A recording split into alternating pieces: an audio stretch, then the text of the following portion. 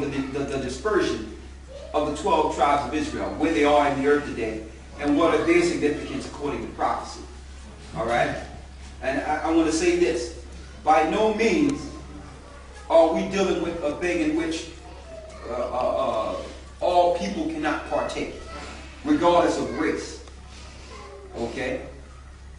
Regardless of race. And I want to put that out there. This is about truth. All right? Just give me one moment, and then we're going to open it up for some questions. 28:19. Because some people might ask, well, suppose I do go out and just break the Most High's law on purpose. I know what the Lord say, but I feel that I have God in my heart, and He wants me to do what I want to do. And we don't deny that people might have God in their heart. But based on our actions, that tells us what God we have in our heart. Because there's many gods. So when people say they have God in their heart, I don't deny it. We don't deny that. But what God?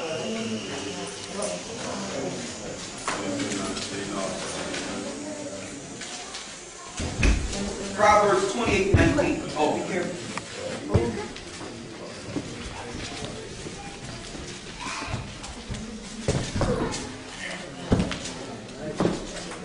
Read that. Proverbs 28:9. Proverbs 28:9. Go ahead. Proverbs chapter 28, verse 9. He that turneth away his ear from hearing the law, even his prayer shall be abomination. Read it again. He that turneth away his ear from hearing the law, even his prayer shall be abomination. If we turn our ears from hearing the laws of the Most High, even our prayers will be an abomination. That means your prayer becomes sin.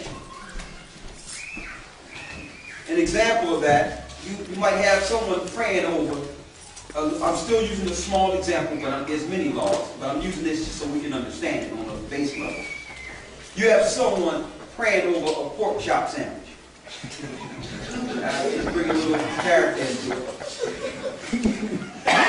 How can you pray over an abomination and think that the God of God that told you to leave that pork alone is hearing your prayer? Even your prayer becomes sin. It's better off you don't even pray if you're going to try to use the Most High to excuse sin. You can't cover your sin with the Most High. Don't do it. He'd rather you just have a conscience until you get yourself together with it, and then pray to Him on that particular situation. You can see people, holding hands in church, and nothing but pork is going on all around the place. And everybody holding hands, let's give God his moment. I'm just giving you just a small example. All right? That's just an example. I'm just giving an example, okay? So right now, before we go into the lesson, we open the forum for questions.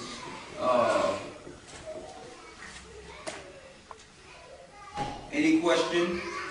Doesn't matter what it is. A few people I speak to, Go closer in so I can hear him. There are a few people I speak to sometimes, and a lot of people say to me that the God, the Father, the Most High, who I'm speaking to, who obviously who I believe in, is the same as, say, a Muslim God, same as Muhammad's God. Now I want to know, is that a true thing, or is that something that is just a doctrine, a false doctrine? Okay. So let me see if I have this correct, so I don't get this wrong here. You're saying that the most people you talk to, they say that the Muslim God, the Christian God, the Hindu God, they're all really the same God. They just calling them different names. Yeah. That's what you're saying? Yeah. Well, if they're the same God, why aren't you all together? That's the first question.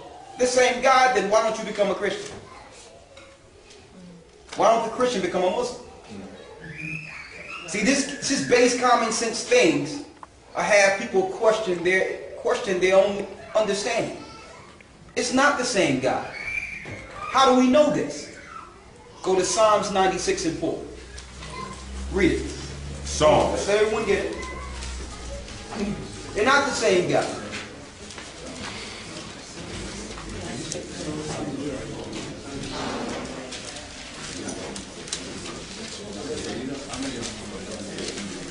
Yes.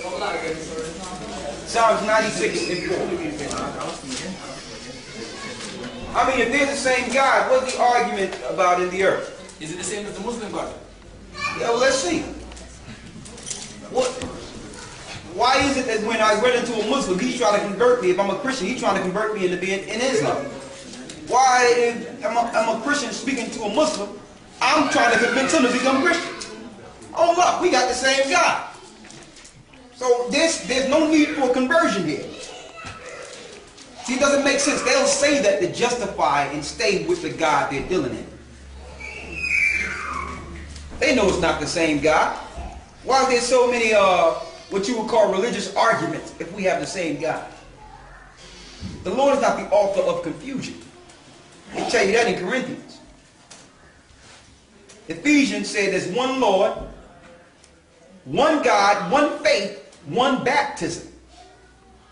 One Lord, one faith, one baptism, which means there's really only one way that we're supposed to be worshiping the Most High as a people. One Lord, one faith, one baptism. The Lord is not confusing. Satan is the author of confusion. Where you have a smorgasbord of religion, and to the point where people get frustrated because they don't know if God exists at all with all this madness, and they'll turn to him too. They'll be like, man, he's saying he's the way, he sounds convincing. He's saying he's the way, that sounds convincing. Now to the unlearned, that's confusion. They'd rather just leave everything alone. Right? Read it. Psalms chapter 96 verse 4. For the Most High is great and greatly to be praised. The Most High, when it says the Most High, he's higher than all gods. That's why we call him the Most High. Now, in order for him to be the Most High, there must be something happening under him. Principalities, powers, spirits. Read. He is to be feared above all gods. He is to be feared above all gods, plural, G-O-D-S, showing you that in these religions, they are worshiping one of the gods that the Most High tells us in the Bible to stay away from. Gods. Read. How do we know? Read. Verse 5. For all the gods of the nations are idols. Because in religion, every god is attached to an idol to show you that that's not the religion the Most High is dealing with. When you go into the Catholic Church, you can't even get to the altar without tripping on an idol. Okay? You got the cross. You got the Buddha symbol in Hinduism. You got symbolism. You got the crescent moon and the star. And the Kaaba stone, the rock, in Islam. Why? Because they believe that their spirits attached to these substances or elements or creations within the earth. So how are they together? How can they say they're worshiping the same God when we know that over in the Middle East they're worshiping jinns in the Kaaba stone? That's fact. The Catholic Church, they're worshiping Babylonian deities and even dead people whom they have labeled saints. Worshiping demons.